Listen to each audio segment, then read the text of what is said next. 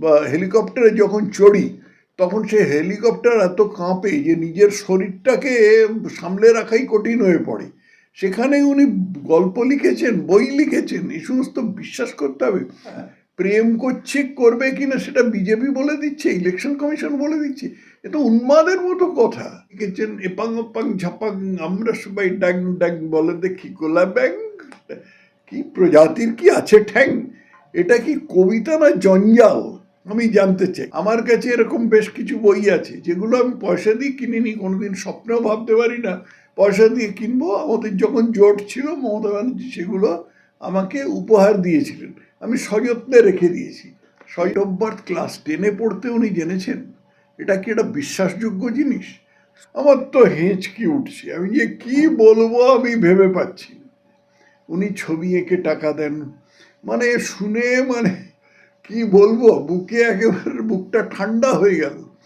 দুটো এক্সিবিশন করেছিলাম, তার জন্য সিবিআই ওকে কি করে দিয়েছিল, কি করে দিয়েছিল সিবিআই? সিবিআই ওকে জিজ্ঞাসাবাদ করেছিল এই নিয়ে নানান রকম হ্যাঁ করতে পারে, হাজারটা সিবিআই কেন জিজ্ঞাসাবাদ করবে না? এক্সিবিশনের জন্য হ্যাঁ হতে পারে যে এই এক্সিবিশনের পেছনে কি আছে, সেই এক্সিবিশনের খরচা কে দিয়েছে, উনি তখন ক্ষমতায় ছিলেন না ক্ষমতার বাইরে ছিলেন না, এই প্রশ্নগুলো করতে পারে সিবিআই।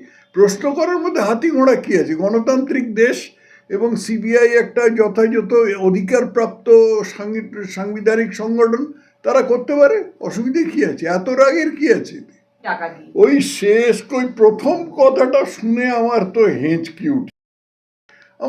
হেঁচকি উঠছে, আমি যে কি বলবো আমি ভেবে পাচ্ছি। উনি ছবি এঁকে টাকা দেন, মানে শুনে মানে কি বলবো, বুকে একেবারে বুকটা ঠান্ডা। উনি একটা কাগা বাগা ছবি এঁকে সেটা সুদীপ্ত সেনকে বেচেছেন এবং সেটার দাম ধরেছেন, সেটার জন্য 1,86,00,000 টাকা দাম পেয়েছেন যতদূর আমি জানি।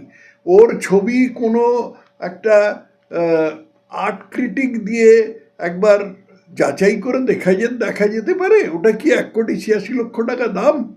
আর যদি না হয়ে থাকে তাহলে ওই দাম দিয়ে সুদীপ্ত সেন কিনলেন কেন? এগুলো তো মানি লন্ডারিং এর উপায়। এই মানি লন্ডারিং ধরবার জন্যই ইডি সংস্থাটা তৈরি হয়েছে। এই মানি লন্ডারিং ধরবার জন্যই কেন্দ্রীয় সরকার পিএমএলএ অর্থাৎ prevention of money laundering act তৈরি করেছে। বই লিখেছেন ওই তো ওই কাগাবগা হাট্টিমা টিম ভালো কবিতা, সেটা কিছু না, কিন্তু ওই গোছের বই লিখেছেন এপাং ওপাং ঝাপাং আমরা সবাই ড্যাং ড্যাং বলে দেখি গোলা ব্যাং, কি প্রজাতির কি আছে ঠ্যাং। এটা কি কবিতা না জঞ্জাল আমি জানতে চাই। এই বিক্রি করেছেন, বিক্রি কি কেন করবেন না? কারণ উনি মুখ্যমন্ত্রী। এই জিনিস পশ্চিমবঙ্গে হাজার হাজার লাইব্রেরি আছে, প্রত্যেক জায়গায় তাদের কানে ধরে কেনানো হয়েছে এবং দাম প্রচুর ধরা হয়েছে। আমার কাছে এরকম বেশ কিছু বই আছে যেগুলো আমি পয়সা দিয়ে কিনিনি, কোনোদিন স্বপ্নেও ভাবতে পারি না পয়সা দিয়ে কিনবো। আমাদের যখন জোট ছিল মমতা ব্যানার্জি সেগুলো আমাকে উপহার দিয়েছিলেন, আমি সযত্নে রেখে দিয়েছি। এই কারণে যে এই জঞ্জাল ভর্তিয়ে যে ছেপেছে, যে তার পক্ষে ব্যাপারটা মানে কত একটা বিজাতীয় অভিজ্ঞতা হয়েছে সেটা সেই বলতে পারে। ডেট অফ বার্থ ক্লাস 10-এ পড়তে উনি জেনেছেন। এটা কি একটা বিশ্বাসযোগ্য? স্কুলে যখন ভর্তি হয়েছিল তখন ওর ডেট অফ বার্থ লেখা হয়নি।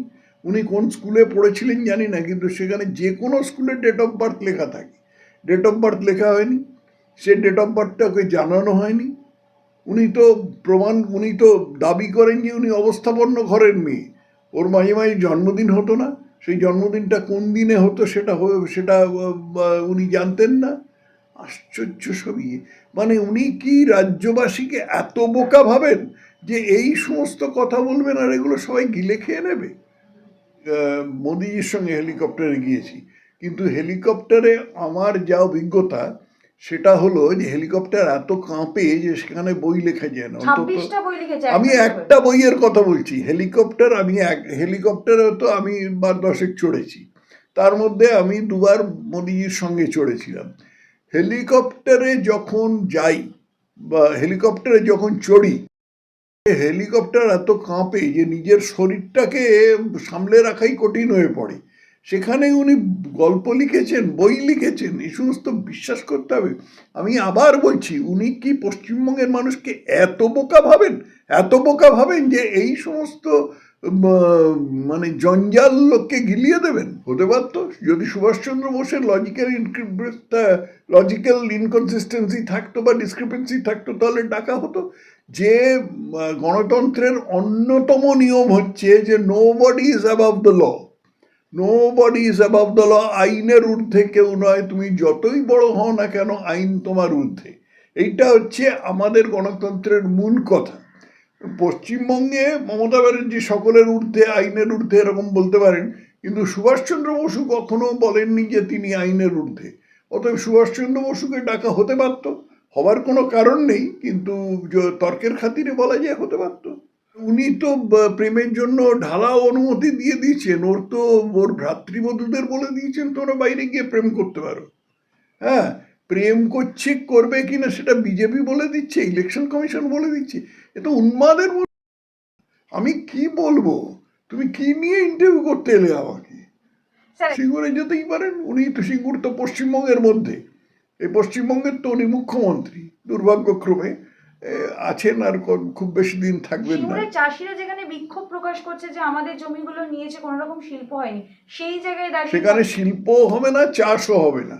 সেখানে মমতা ব্যানার্জি একবার সুপ্রিম কোর্টের হুকুম পাওয়ার পরে ওখানে নেচে নেচে সর্ষে চড়িয়েছিলেন। 1 ছটাক সর্ষে হয়েছে ওখানে, 1 গ্রাম সর্ষে হয়েছে, কিচ্ছু হয়নি। ওখানে কিছু হবে না। মমতা ব্যানার্জি ওখানে শিল্পের একবারে গোষ্ঠী নাশ করে দিয়েছেন, এবং পশ্চিমবঙ্গে শিল্প আসবে না।